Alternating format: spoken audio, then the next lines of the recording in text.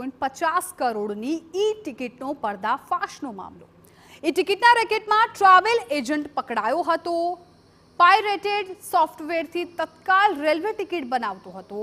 5000 લઈને 6 લેપટોપમાં software install કરી આપ્યું હતું। સિટી લાઇનમાં ખાતે એજન્ટના ફ્લેટમાંથી રૂપિયા આરપીએફે ટિકિટનું રેકેટ પકડ્યું હતું। સોફ્ટવેર ઇન્સ્ટોલ કરી આપનાર આરોપીની પોલીસે હાલ ધરપકડ કરી છે।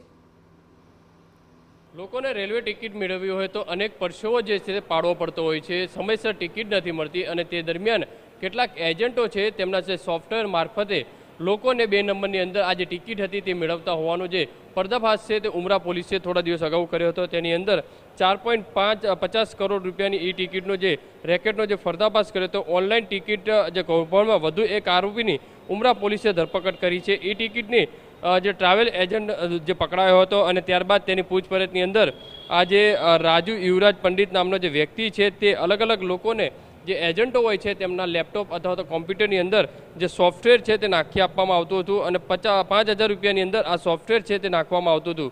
5000 રૂપિયા લઈ અને લેપટોપની અંદર ઇન્સ્ટોલ કરી અને આ જે છે ઓનલાઈન ટિકિટો છે તે રેલવેની જે બુક કરવામાં આવતી હતી। પ્રાઇવેટ સોફ્ટવેરથી તત્કાલ રેલવે ટિકિટ બનાવવામાં વધુ જે આરોપી ઝડપાયો છે એજન્ટ રાજેશ મિત્તલના લેપટોપમાં જેને પ્રાઇવેટ સોફ્ટવેર ઇન્સ્ટોલ કરી આપનાર પણ ની ધરપકડ કરવામાં આવી છે। મહત્વની વસ્તુ એ છે કે મોટા પ્રમાણમાં લોકોને 2 નંબરની અંદર વધુ રૂપિયા મેળવી અને જે ટિકિટ છે તે જે ઇન્સ્ટોલ કરી આપતા હતા એ ટિકિટ છે તે મેળવી આપતા હતા। હાલમાં તો ઉમરા પોલીસે આખા આ રેકેટની અંદર વધુ એક આરોપીની ધરપકડ કરી અને વધુ તપાસ હાથ ધરી છે। જો ઊંડાણપૂર્વક તપાસ કરવામાં આવે તો હજુ પણ બીજા કેટલાક એજન્ટો છે જે સંકળાયેલા છે તેમના નામ પણ બહાર આવી શકે છે અને તેમની સામે પણ કાર્યવાહી થઈ શકે છે। કેમેરામેન સંજય ચંડેલ સાથે બલદુ સુથાર, TV9 સુરત।